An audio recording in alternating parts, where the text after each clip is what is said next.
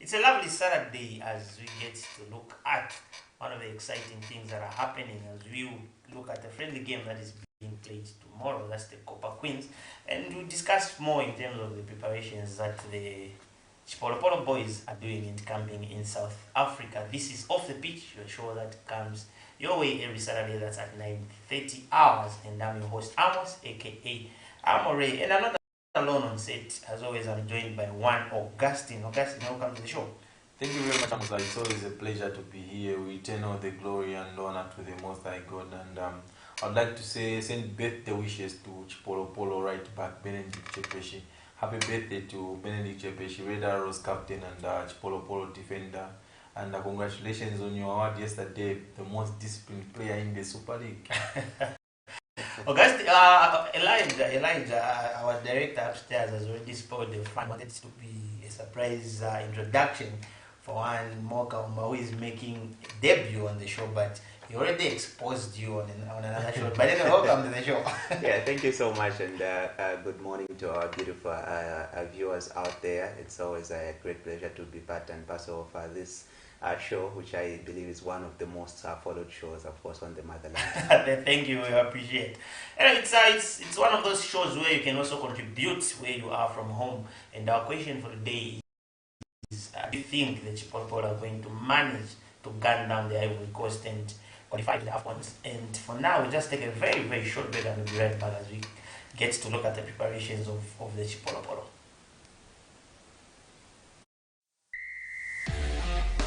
My name is Christopher Adam. Continue watching Off the Pitch on Camnet TV.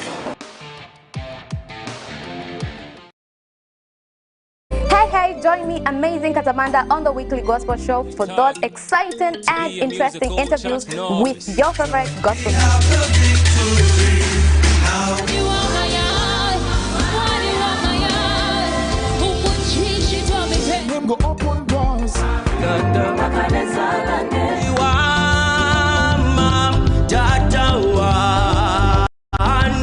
Hold on to me when it's too dark to see. Cannot put your power to. Hallelujah. And this time around, we are bringing to you entertainment news and the counter, as you guys are able to nominate your top 3 favorite music videos of the week.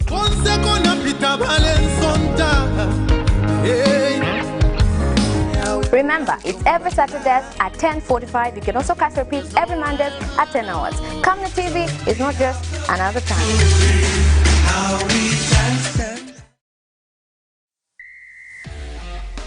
I'm given Nguruma. Continue watching Off the Pitch on Camnet TV every Saturday. An exciting Sunday that we have tomorrow. Before we take a look at the Chipolopolo, but let's take a look at the game that will be played tomorrow. That's the Copa Queens hosting the Twiga from Tanzania in a friendly game that will be played tomorrow, Augustine, at the Woodlands Stadium. And we've seen how the training has intensified. And looking at, and a lot of people don't want to touch this, looking at the monies that are there, I'm sure there are a lot of efforts being put by the players. But anyway, let's take a look. Is it one of the friendlies that you would have loved for the send-off of the ladies? Yeah, I think if you look at the game that we're playing against Tanzania, you remember a couple of years ago they beat us on post penalties at the Kosafa, and now we've got an opportunity to try and at least some good form going into the tournament, because you remember our previous friendlies.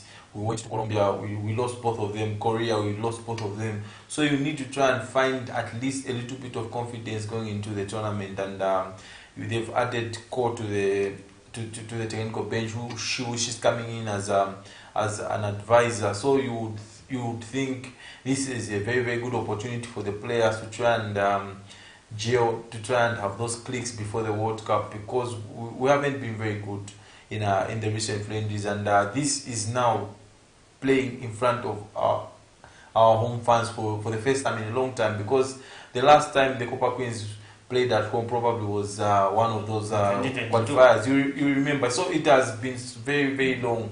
After the Africa Cup of Nations, people have thirsted for the Copa Queens to be in action, and everyone is going to support the ladies and give them the perfect send-off. They need to try and put up a very, very decent performance. They've come in camp very, very early. Most of the players, if not all, are already in camp and looking forward to the friendly. And against Tanzania, it's one of those opponents that you get. It's a 50-50 situation. Probably we have got maybe a 60% chance, because we were at the Africa Cup of Nations. We did very well. We finished third, and we are building a very, very strong side. This is a friendly that will try and show Bruce Mwape what we need to work on going into the World Cup, because most of the times when you are preparing for games of such magnitude, you need to have probably 2 or 3 types of friendlies. You need to play a team which is very much above you, to try and test where you are as a team, and we've done that against teams like Korea, Colombia, and we could see that we're a little bit behind.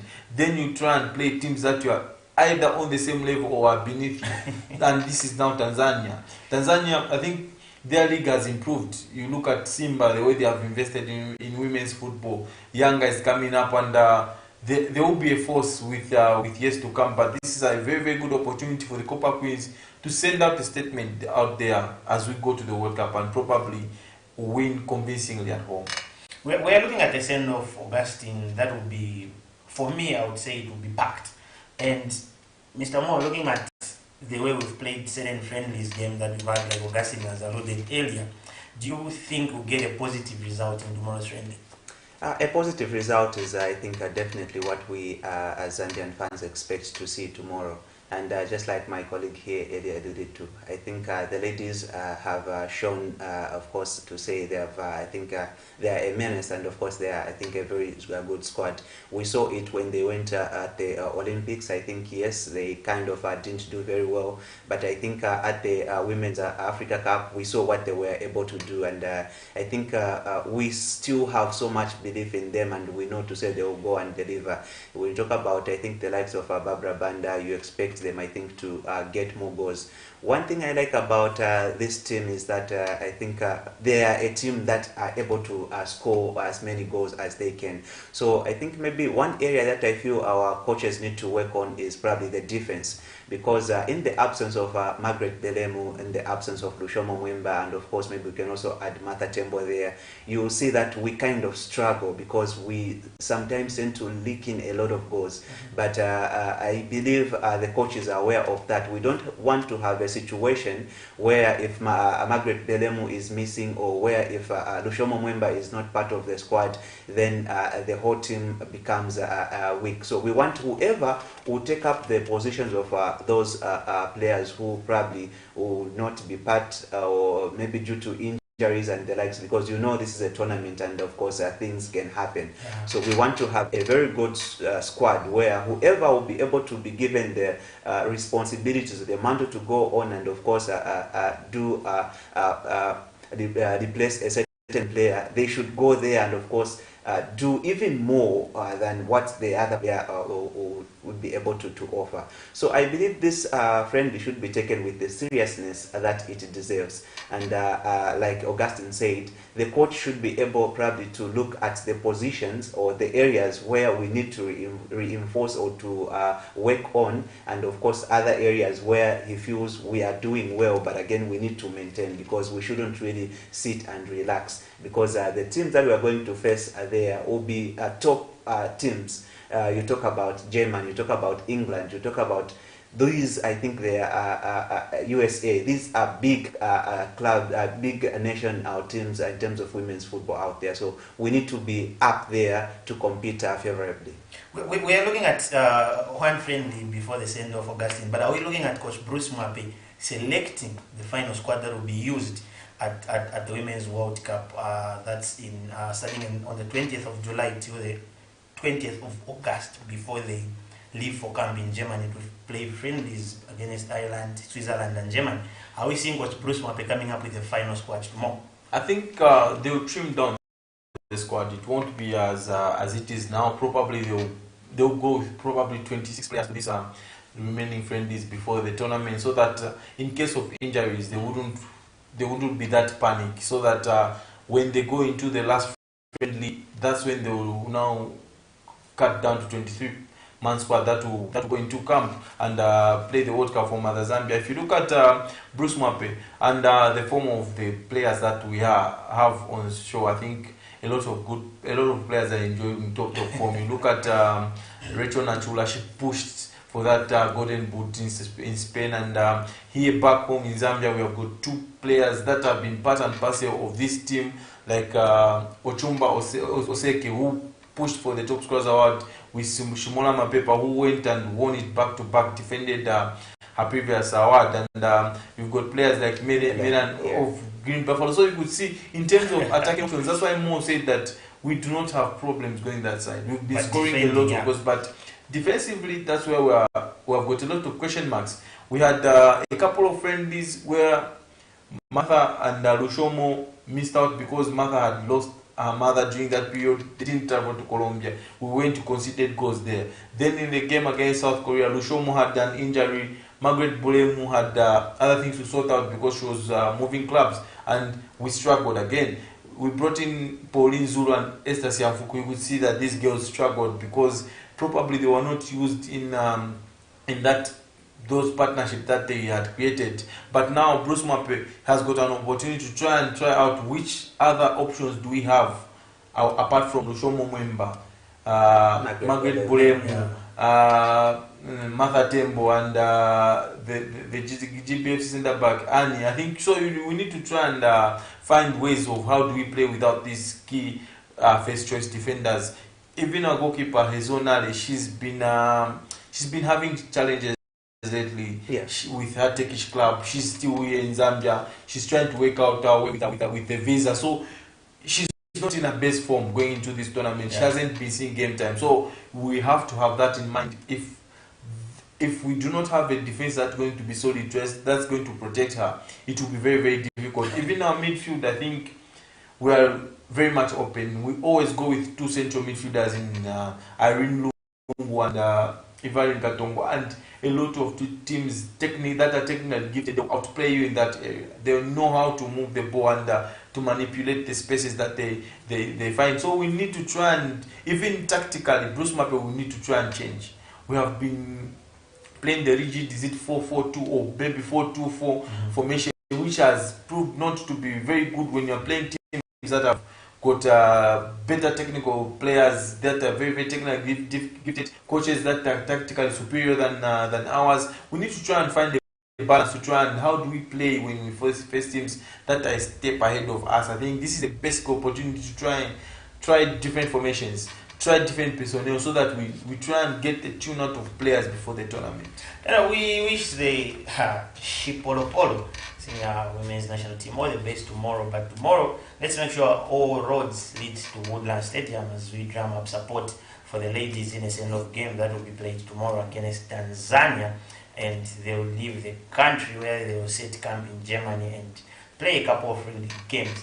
But let's switch our attention, Augustine, to our men's national team who are camping in South Africa in preparations for the game against the Ivory Coast that will be played at the Levi Mwanawasa Stadium on the 17th of June. Yeah, interestingly, we are now 1 point away from qualifying for the African Cup of Nations. We've missed out in 3 editions now. Yeah, we need to try and get this one right. We do not have the luxury to mess it up from here. I think news during the week was that Aina Mabika has been granted the green passport. He's now officially Zambian, and he will be part of the team. I think credit must go to the association and the Ministry of Sports and everyone who has been involved in this process to try and get Amir Mabika the green passport, and he is now eligible to feature in the games that we play in the qualifiers. If you look at where we were at the start of the tournament, of these qualifiers, you would have dreamed to be in this position going towards the end, because it was a very, very poor start in Cote d'Ivoire when we were beaten by 3-1. Patson Daka basically just got a first save in that game. It didn't mean much, the one goal that we scored. So now, from that point up to where we are now, a lot of things have changed. We've lost our captain, Enoch Moy, who is no longer with the national team. We need to find a leader in that group to try and galvanize the boys. And these are very, very crucial. These are big finals.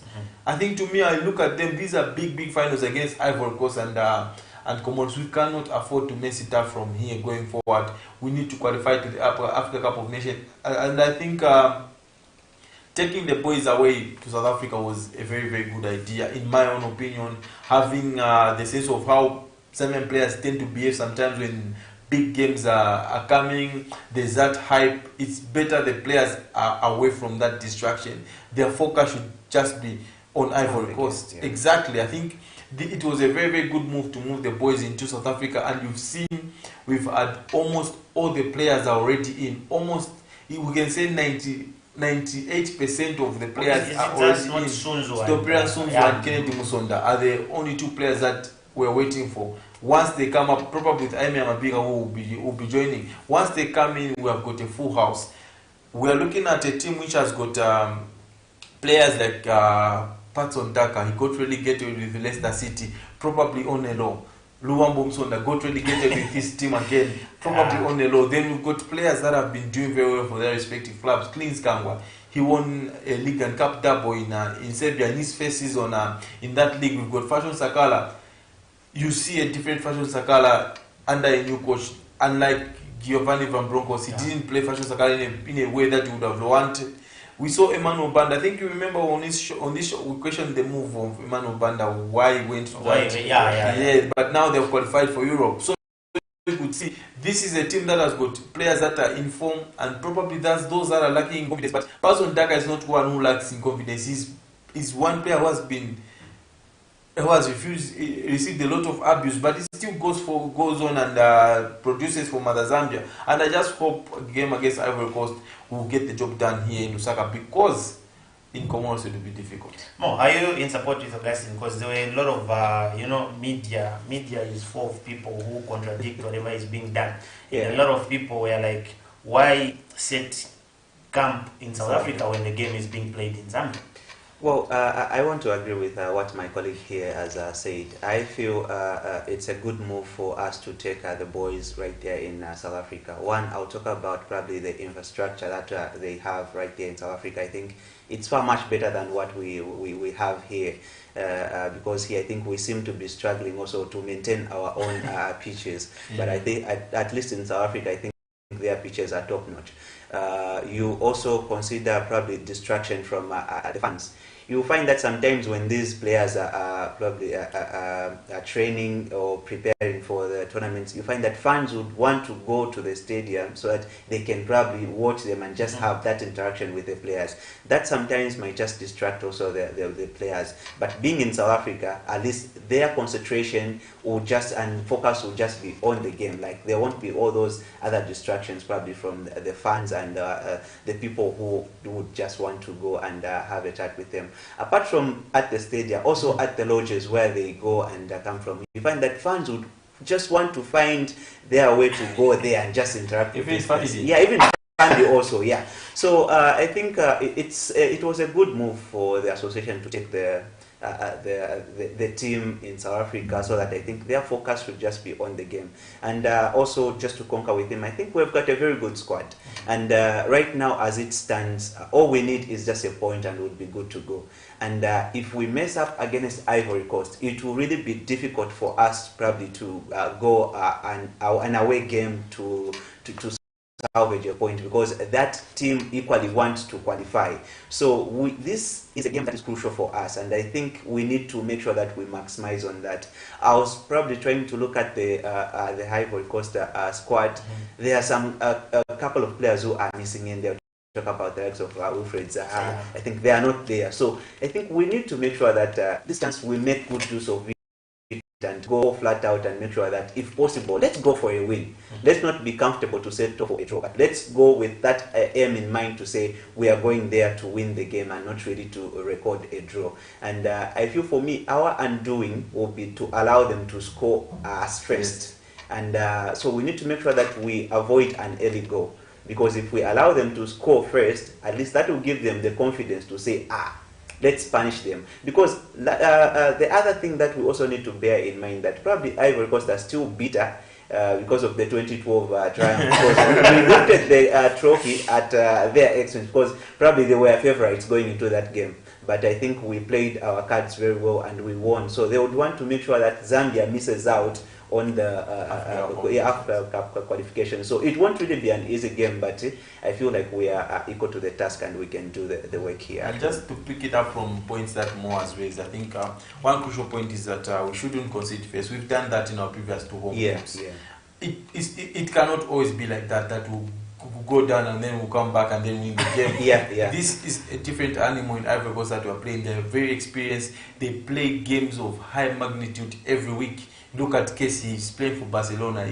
It's always pressure playing for Barcelona. They've got Eric Bailly, he's playing for Manchester United, he's playing for Marseille. These are 2 teams that are demanding. So you could tell that the level that they will come here with, it's different from the 2 games that we've had at home against Lesotho and against Comoros. So what we need to have to be aware of is that Mo mentioned about the players that are missing. Probably we'll drop our guard, say, okay, Sebastian Hala is not coming. Believe you me, Ivory Coast have got a lot of talented players. You could see we were played off the park by Sangari in midfield. He outplayed us. John Mikel Seri was one who not even any single player got closer to him.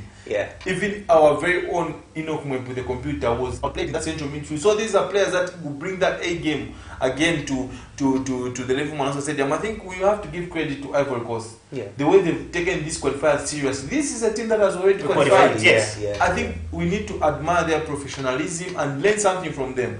How they take things serious. We need to be the team that have to have the greatest desire on the afternoon. We need to want it more than them. It needs to show when the first whistle goes, even in warm-up, because basically I'm one person who likes to look at players' attitude in warm-up, and I could tell which team is up for the fight. We need to see that. I think we need to see that from the get-go. We need to see our players being fully focused. They have disappointed this country for a very, very long time, and we are not going to accept anything less than making the trip to Ivory Coast and play the Africa Cup of Nations. We have tolerated a lot of poor performances. This is time that these guys man up, take responsibility, and take this country to Ivory Coast and play the Africa Cup. And actually, Augustine, even as you were talking about that, of course, news that I'm getting is that the 50 kwacha tickets are almost, if not sold out. So it means the fans are really geared. They are geared, despite all the disappointment that we have been through.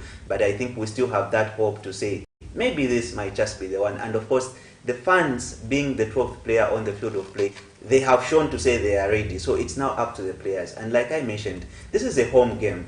And of course, we'll have that energy from the fans. And we need to make sure that we maximize on that and make sure that I think we just keep the game right here at home. And looking at how we've pushed Augustine to bring Aime Mabika, for me, I would go with maybe a question to say, what kind of competition is he bringing in terms of the defenders that are already in camp? Because if I'm a defender and I'm already in camp and looking at how the officials are pushing just to bring in this guy, would you say the coming of Avram Grant has brought in that competition amongst the players? Surely it does. I think and the competition is very, very healthy. I'll give you examples like teams like Pep Guardiola's team. There's no one who has got a person to hold a position in that team. You see Phil Foden today playing. The next time you see him coming 5 minutes out, close to the finishing of the game. You look at players that are coming in. I think a good example is Zesco United. Nathan Sinkala went to Zesco United and you could see the competition is taken to that Zesco United. We see now Kapung being played as centre back at some point. So you could see that's the level of competition that we expect Amia to come with. Our centre backs, I think, have been a let down in many games that we've played. We've lost the games because of our centre backs or our 2 full backs. Defensively, we haven't been very good. It's an area where we talked about Avram Grant. We need to come in and address, and these are the steps that we need to take to address those areas. We have now bringing Amia Mabika. He's one player who was being regarded as one of the best coming up from America. When he signed for Inter Miami, he came from playing college football, and then Inter Miami got him where Lionel Messi has now gone to, but he has moved on to Toronto. So you could see this is a boy that was very, very strong in the air. He's very good. I think you cannot blame him for that. I think he's very, very strong in the air. He will win almost everything, and on the ground he's very, very strong. Decent in possession. He's one player who you can rely on if you want to build up from the back. He's very comfortable in possession. And very calm at that. Yes, well, yeah. He's different from Tandy Mwape. Tandy Mwape is not the best in terms of when we have possession to build up from less aggression. Huh? Aggression is very, very good, Tandy Mwape. So now we'll just keep Franklin and Tandy Mwape on their toes together with the big man Stopian Sunzu, who's coming in to try to motivate the young lads. Anyway, let's take a look at the other time. I remember we on the show, Augustine once raised a point to say, I think the previous games that we played in the AFCON qualifying match, we only had one local based player who was Chepeshi. Yeah. Are we foreseeing this in the game against Ivory Coast? I think so. Probably that is most likely to happen. Because I feel like most of our local based players, I think they seem to be comfortable just sitting on the bench. They don't want to up their game and be part of the starting lineup. Probably some of them are scared to say, maybe I might make a mistake and the whole country will be on me. But then, at the end of the day, I think you don't need to fear, because you learn from mistakes. When you make a mistake, you need to learn from it so that next time you perfect it, and of course everyone will be there clapping for you. So we shouldn't be scared to make mistakes at the end of the day. So I think that is the problem. Our local based players are just not ready to take up the mantle and of course show the country to say, I think I can do it. We just want to leave it to the foreign the foreign based players who are probably playing from outside the country. So it is that self-belief that is lacking from our players. I feel that could be the problem right now. Probably I feel the closest to starting a local player, I think apart from Benedict Chepeshi, probably will be Kelvin Kapumbu. Because you remember in South Africa when we played Lesotho, at halftime Benson Sakala was subbed and Kelvin Kapumbu came in and he looked very, very decent in that game when he came. He was very, very confident. He was ready to receive the ball in tight areas and build up play. Whenever we wanted to recycle, we went to him and he was very, very calm in that game. I think this is one player who I've always thought he would be our holding midfielder, not just for Zesco United, but for the country, and he will stamp his authority on that position and will make it his own. But I feel he has always refused to develop. That's the biggest problem. I think one point that Mo has raised is that our players become comfortability. Is it because of the comfortability? I do not know. I do not understand how they see it being the pinnacle playing for Zesco United or Zanaco. I think there is more to that. There is more to that. Yeah. You look at one player who I admire watching is Kelvin Kampamba Mwanga. I do not know what he's still doing in Zambia. Kelvin Kampamba Mwanga is a very, very gifted and talented footballer. I would have been loving to see him in one of those European leagues, probably in Tanzania or South Africa, just to appreciate his talent and to show the world what Zambia has to offer. I think our players will need to be pushed. They need to be pushed. They're too much in a very, very comfort zone. Yeah, they will need to be pushed and know that the grass is green on the other side. And I think it's one thing, Augustine, that we've been talking about, being comfortable. We've seen a lot of talent going to waste in terms of even these lower leagues, lower divisions, and hopefully we'll get a positive result because competition is very stiff, looking at a number of players that Coach Abraham Grant has summoned. But for now, we'll just take a very, very short break as we get back and look at other things that took place in the world of sports.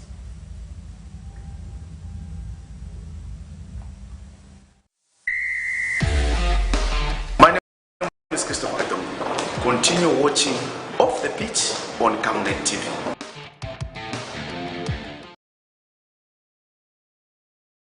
Hey, join me, amazing Katamanda, on the weekly gospel show for those exciting and interesting interviews with your favorite gospel music.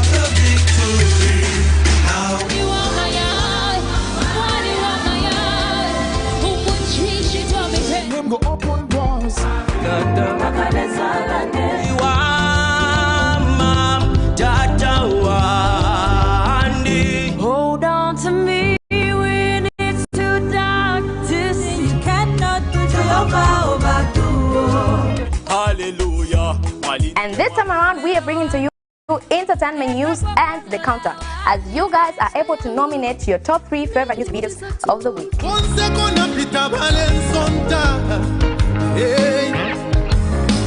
Remember, it's every Saturday at 10:45. You can also catch repeats every Monday at 10 hours. Camnet TV is not just another time.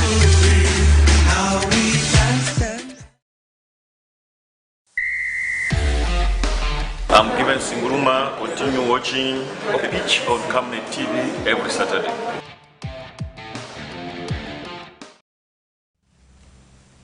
What a season it has been, both in the MTN Super League and the Division 1 League, where we saw a lot of decisive decisions, or a lot of promotions and relegations being done on the final game. And Augustine, I bet you were there to cover a lot of games where we've seen some teams qualifying, being promoted, and seeing some other teams being relegated. But some of the teams that have been promoted, Augustine, from the Division 1, that's Traded, Mutondo, Mighty Mufulira Wanderers are back, and Kongora Blades, and relegated teams Livingstone Pirates, Kafue Celtics, and the mighty Lusaka Dynamos, who has been just dripping and dropping. Yeah, I think Mokamba must be a very happy man to see the teams that have been promoted. We are from the Copa Belt. Well, Augustine, I think it's just a replacement. Yeah. You look at the teams that have been relegated. I think 3 of them are coming from the Copa Belt, yes, and of course 1 from. So it's I think just a replacement, because we also have 3 teams coming from the National Division 1 and going to and Trident and Luman have just swapped. Yeah, they have just swapped. Yes, so it's basically the same, I think. So I think I've covered a lot of National League football. I think it has been very much exciting. If you look at the talent that has been on show, you would have thought at one point that Mighty Flair Wanderers would bottle it, because they were very bad towards the very end of the season. But one thing you get from this Mighty Flair Wanderers is that they were the leading scorers of this division. They scored the most goals. Yeah. They were very, very open in how they approached matches. They were not a team that was very, very defensive. I think I've watched Kongora Blades. Kongora Blades are one team that was very, very cautious.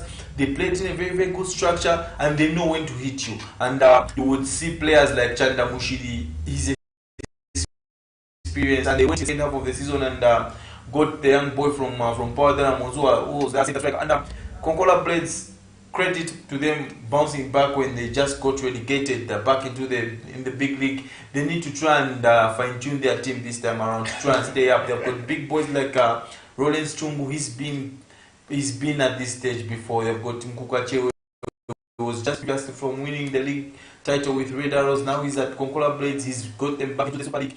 You look at Trident, an exciting project at Traded. They've spent hugely. They went and got experience. If you remember, Mokamba, we had the similar thing with Napsa Stars, when they went and got almost every veteran and made a team out of that, and it did well for Napsa Stars. We'll see what they will do in this transfer market trading, because probably they might lose Bebe, their exciting young wing. I think a lot of clubs have gone in for his signature. Yeah, and if you look at Mutondo, very interesting young team. I think Zed Saileti, credit must go to Zed Saileti with what he's done with that team.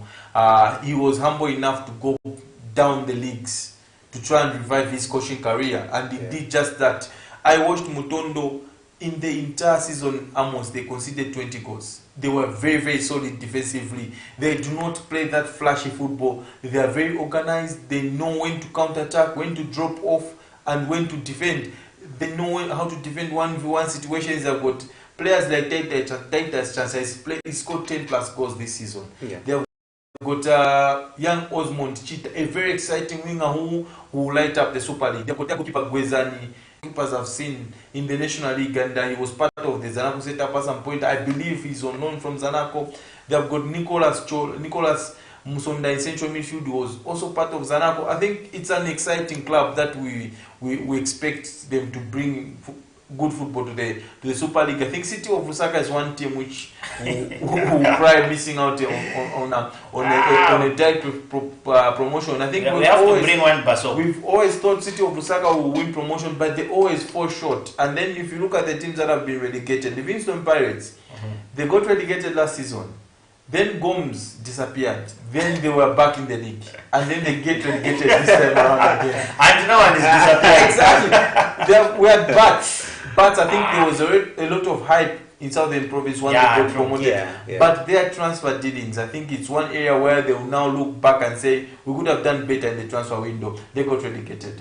Lusaka Dynamos, it was just a sinking ship. From the Super League, they just kept sinking until now they go to provincial football.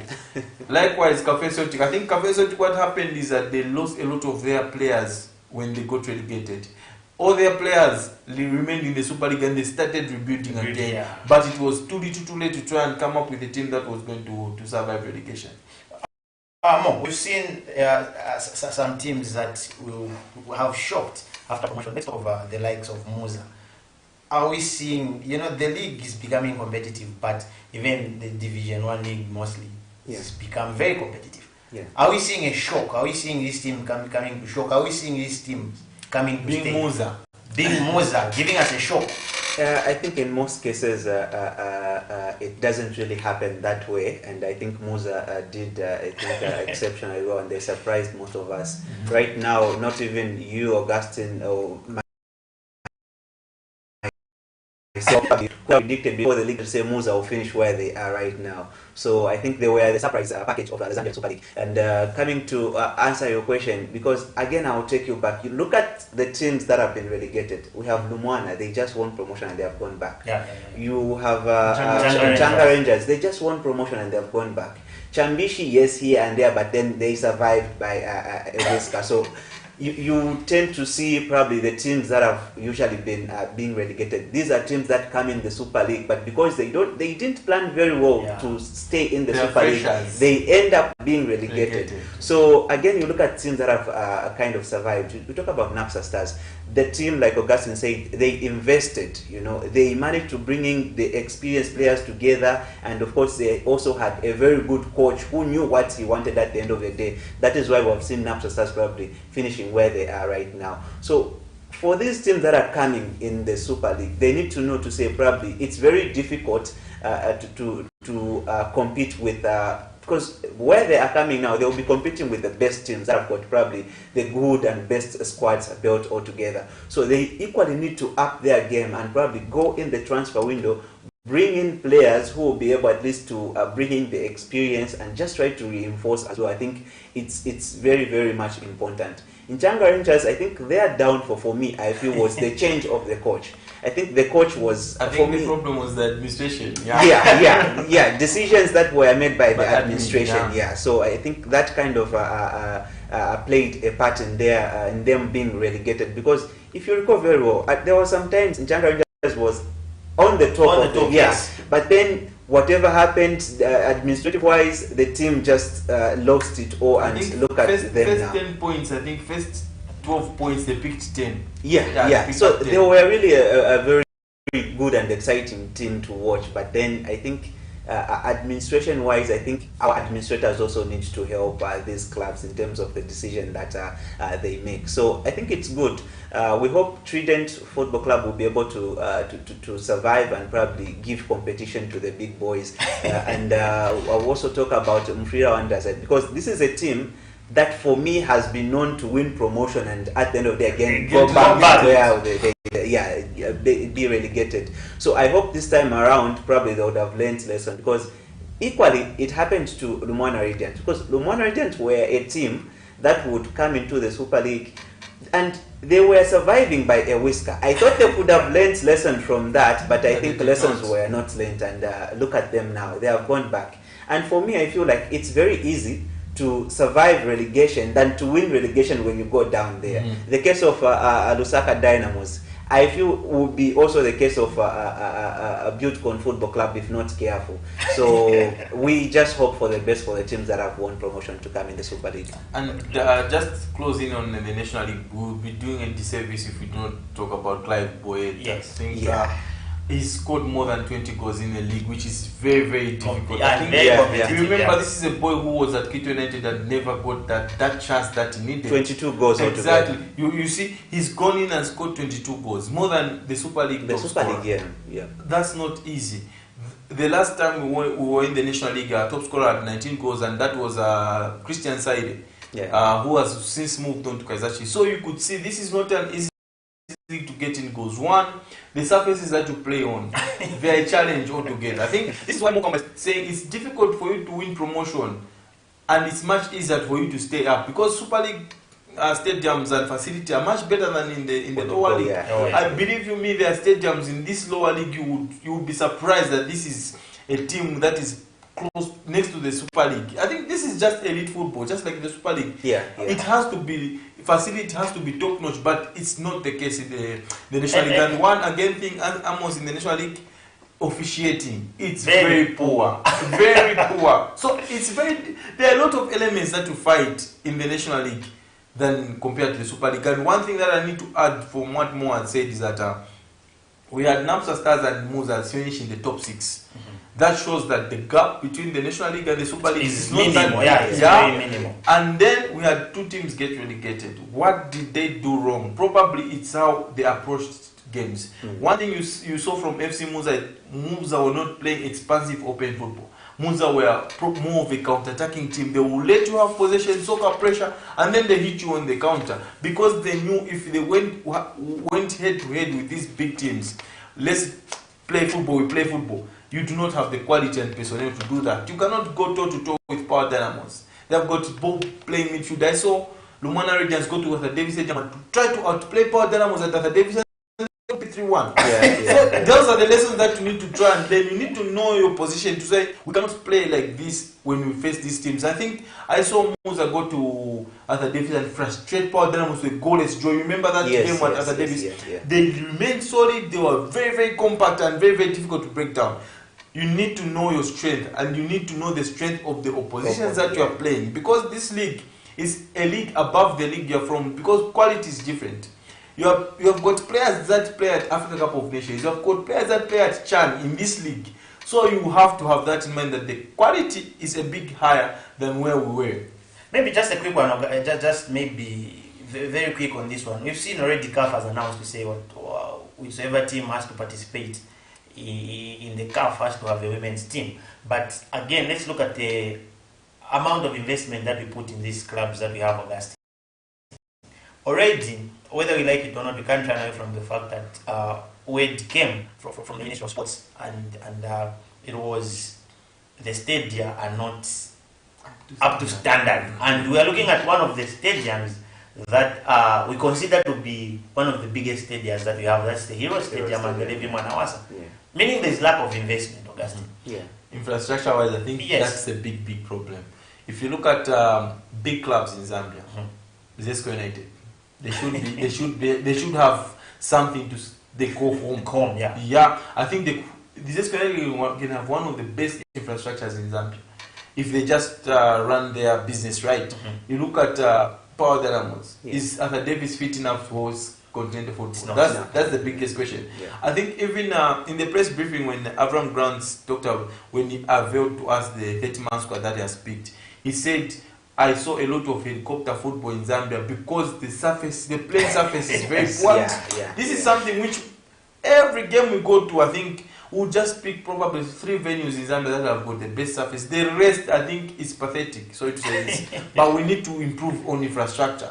And going into next season, administrators should not just be thinking of signing players. Let's improve infrastructures. Even me, as a person who is going to pay to watch Zambian football, someone has to think about me. Absolutely. Because I'm paying my own money to watch this football, and then where I'm sitting, probably it's a disaster. We've seen this in almost every stadium in Zambia. I think it's poor. Fans are not being thought of. The players are not being thought of. One and good example I think I can give is Sunset Stadium. You find that you have got a VIP ticket, and then Akaswana Kapsanika you get, and then you get a ticket for 30 kwacha, you go standing Mumbai. Why? What's that? This is the elite league, and then we are calling our league is now professional. What is professional about this league? I think these are real pure jokes. I think if you cannot have better infrastructure, I think we are away from being a footballing nation. This is why Sven kept on saying Zambia is not a footballing nation. These are things that we need to be looking at. We need to We haven't invested in infrastructure. stand-up cannot be comfortable At Sunset. using Sunset Stadium. Everyone who goes, we have got one stand where the main stand, once it's full, everyone will be standing in the open, with nowhere to sit. And then we have got a situation when we were playing in the rainy season. And that's one thing that I think we haven't looked at, because I think 90% pitches in of our Zambia. state, it's very we bad. find waterlogged pitches in Zambia whereby it looks like a swimming pool, and then people are playing a league match in there. I remember. I traveled with Zesco United to Kansanshi to play against Kansanshi. I think it was a game against Kansanshi Dynamos. Yes, and that game was played 2 days. We went there. I think it's this previous season. Yes, we played the first half. And then the pitch was waterlogged. It was more or less like a swimming pool, And then we had now to play the second half the following day on a Sunday. So again, it affects your budgeting, because you budget for a day and then you are meant to extend. So I think these are things that we really need to consider at the end of it. I think if it was to rate, maybe we would put it 1 to 10. Huh? Infrastructure. That's 1 I to 10. think if I was going to rate our Super League, infrastructure-wise, is one area where we have been very, very poor. Very, very poor. Another area was officiating, very poor. I think it doesn't improve. I think our officiating keeps going down every season. Every season our officiating keeps going down. I think attendance improved this season. Yes. The hype with regards to Zambian games has improved. I think administrative-wise, I think it's another 1 out of 10. They have been very poor. Administrators know nothing about Zambian football, and they do not care about the teams that they're administrating. I think one thing I've felt between administrators is that they do not think fans are part and parcel of these football clubs. This is one thing that hates me most, because fans are not having a say out there. It's something where we go to these stadiums, we hear stories, people always complain the fans are being left out. It's different from, you look at Manchester United, Kaizer Chiefs, Orlando Pirates. I think they are involving their fans in most of the decision making. You get the point. In Zambia, we've got even a situation whereby a certain club signs player ABCD, they will not unveil the player until the match. They just sing in the stadium, he signed for us. You get the point. That's very much true. And you look at the way our colleagues in Tanzania do it. You find that during the unveiling of a player, they will invite the fans and they will come, and then from there they will utilize that chance to also sell their replicas and of course merchandise. But that in Zambia, I think is something that our friends, it's business. They can I feel like we have to run away from the mindset to say the fans can't service a club. Because that's the more reason why we tend to look at other teams maybe having it a challenge to do certain things. Because Augustine, look at it. We've given an example, sorry to mention this, we've given an example of Sunset. If they were to put charges at maybe VIP 200, open wing 100 plus, I won't pay that 100 because I'll look at, I'm going to stand. But imagine if the infrastructure is like Hero Stadium, I'll pay that 100 because I'll be seated comfortably. Yes. Even when the rains come, you get the point. So, meaning my money will also service the club. But at the end of the day, I think we are not looking in that. I think this is an area where CAF came in, if you remember, when they talked about club licensing, because they want these clubs to be running as a company on its own. They need to be funding their own resources because there's a lot of money in football. So I think it's how do we get this money to try and service these football clubs. I think the fans out there, people are willing to go and pay. People are willing to go and pay. But once you just know that I'm going to Sunset Stadium and I'm going to be standing, why should I go and pay with my little children? Get the point? So now we need to try and do away from that. I think we've got a call, Augustine. Hello? Hello? Hello, how are you? Fine, thank you, and you, sir. Your name and where you're calling us from? This is the man from Chihuahua. Yeah, how are you? No, we are okay. We really missed you. Really. Yes, that's the topic on the test. Yes. And I want to agree with all of you that really Zambia needs to invest a lot in infrastructure. Yeah.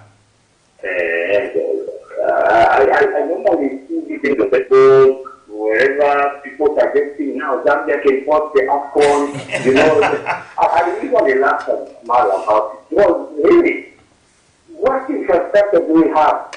Exactly. This is a shame. What it is in football, surely with the talent players that we've had.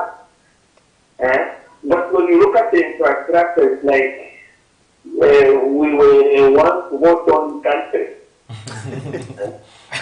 I'm telling you, there was a thing of rehabilitating the stadium. Yeah. Yes. I don't know whether they finished or that was just the effect of the social media. But what I saw was a shambolic arrangement which I saw become on the Zambia. Are we ever going to go forward? No.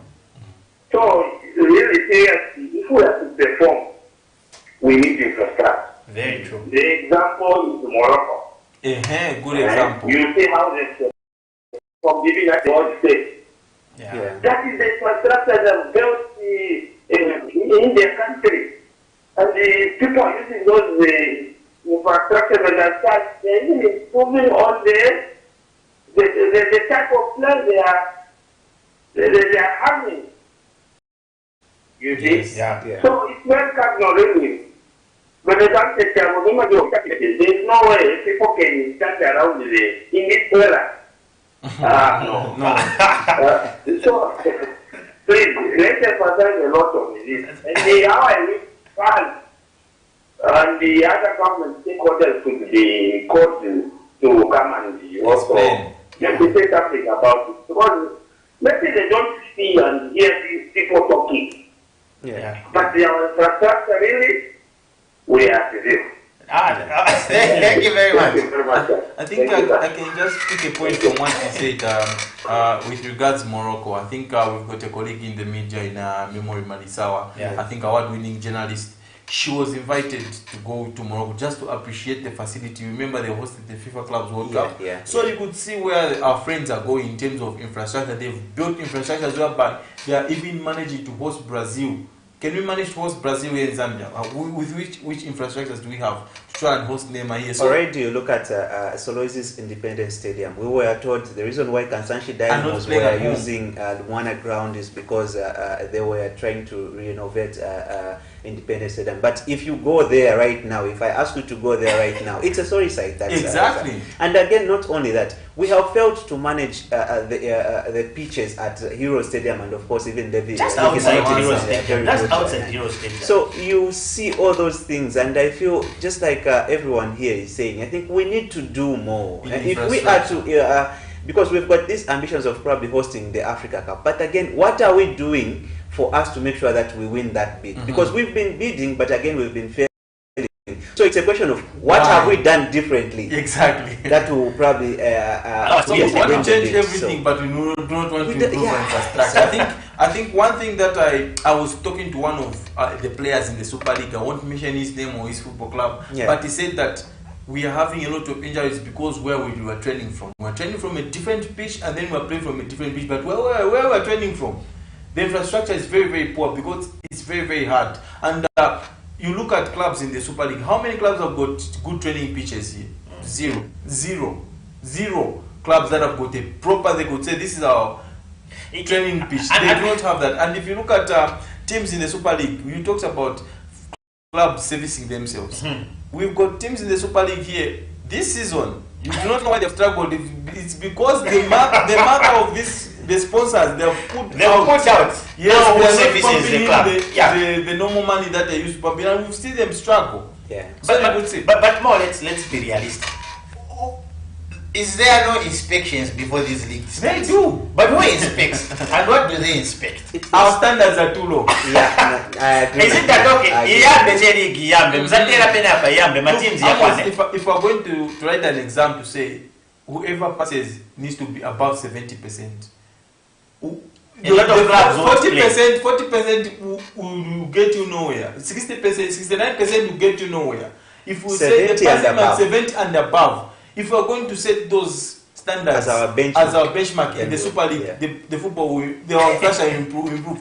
Let FAS go around and say this infrastructure will reject. Yes. This infrastructure will reject. If you're not going to improve on your turf, if you're not going to improve on your terraces, you're not playing in this league. And we will give them. CAF did just that. They say whichever team doesn't have a women's team is not playing CAF Champions. And it's a mandate. Exactly. We need to be hard on this. And I need to give credit. We've talked about teams involving fans and the likes. And I need to give credit to a team which has done perfect in that regard, NAPSA Stars.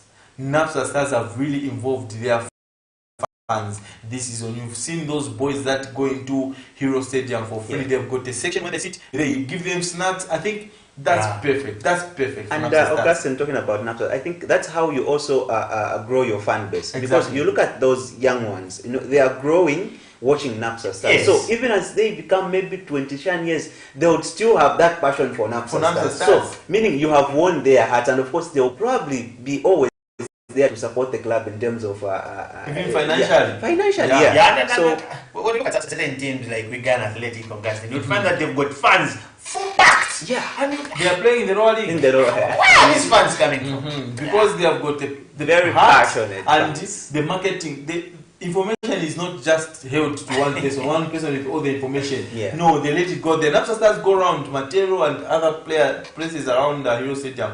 They go and advertise their matches. I think NAPSA Stars media team has been brilliant. Yeah, true. I think spearheaded by Gwen Mulunduchipasula and then Luca. I think they've done brilliant. We need to give credit where it's due.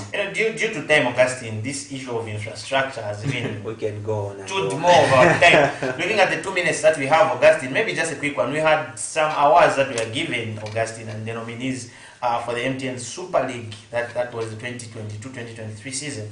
Player of the Year, we had nominees Andy Boyeli, Power Dynamos Joshua Mtale, Power Dynamos Andrew Piri FC, that's Muza FC, and Andy Boyeli managed to scoop this award. Young Player of the Year, Joshua Mtale, Power Dynamos Andrew Piri, Muza FC, Gift Simanansa, Muza, and Andrew Piri managed to scoop this award. Most disciplined player of the year, we had James Tamanga, Red Arrows, Benedict Chepeshi, Red Arrows, Frederick Mulambia, Power Dynamos, and Benedict Chepeshi scooped this award. Coach of the year, we had Mwenyachi Pepo, Power Dynamos, Lamek Banda, Muza FC, Masao Sotembo, GBFC, and Mwenyachi Pepo scooped this award.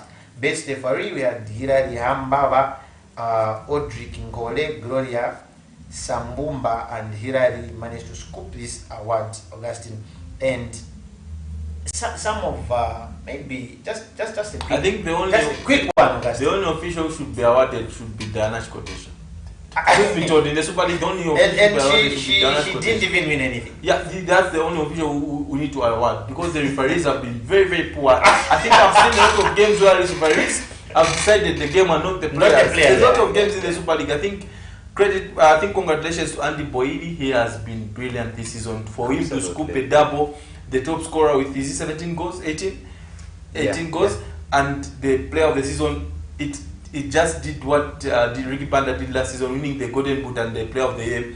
Then Joshua Mtale failed to defend his award as young player of the year. FC Muza striker Andrew won his second top scorer in the league with 13 goals, and took Muza to the CAF Competitions Cup credit. I think with the boys well as the AFCON Cup final. Yes, AFCON Cup final, you could huge see. Achievement. I think, but Benedict Chepeshi, most disciplined. I think if you watch this league on a daily basis, you wouldn't argue with Benedict Chepeshi. Yeah, most disciplined player. I think he's one who would never see talking back to the referees, even if decisions are not going his team's way. I think credit to Chepeshi. He's a very, very disciplined player.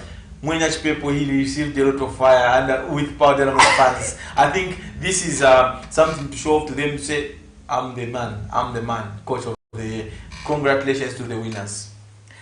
Mo, hope to have you again. You've made your debut, and hopefully many to come. Yes, absolutely, many to come. Just your final closing remarks as we come to the end of the show. Well, I think it's been a roller coaster. It's been a great show. I really enjoyed myself here, and I'm just urging everyone to, of course, tomorrow find time to go and cheer our Shipolo Polo, so that we can, of course, send them with a huge cheer, and of course make sure that they beat Tanzania, and also encouraging everyone to buy the tickets You can see Zambia, the Chipolo Polo boys, probably be there in Ivory Coast to play at the AFCON, having missed out a hat-trick, missing out at that particular tournament. So I think I really enjoyed myself here, and I hope to be here again some time one of these days. Sure. Augustine, thank you very much, Amos. A big thanks to the entire production team for making this possible, and a massive, huge thanks to all the viewers out there. We always appreciate your effort and your support. We are nothing without you, the viewers, and we have to say thank you. And like Moa said, I think I'll just pick it up from there. Let's fill up Woodland Stadium and let's fill up the Levi Mwanza Stadium so that we make Zambia get back to the levels where it was. And wishing all the very best to Inter Milan and Manchester City as they play the Champions League final. Are you wishing the best to Inter Milan or Manchester City? Both. And I think all has been said by Mo and Augustine, and a big thanks to everyone who tuned in. And I'm sure one Ango Rapson, wherever he is, he managed to watch but couldn't give us a call. Ango Rapson, hopefully to see you back on set this coming week. But anyway, all roads tomorrow leads to the Woodland Stadium, and don't forget to support our lads that will be playing on the 17th at Levi Mwanawasa Stadium. And who knows, maybe that might be the last game, not until the infrastructure will be improved. But for me, Amos Eke Amore and the entire production team, not forgetting Pastors Victoria and Moses Chiluba, for always giving us this platform to give you nothing but the best. Stay glued for amazing Katamanda is coming on your screens with the weekly gospel show. I'm out to see you next week. Elijah, bye-bye.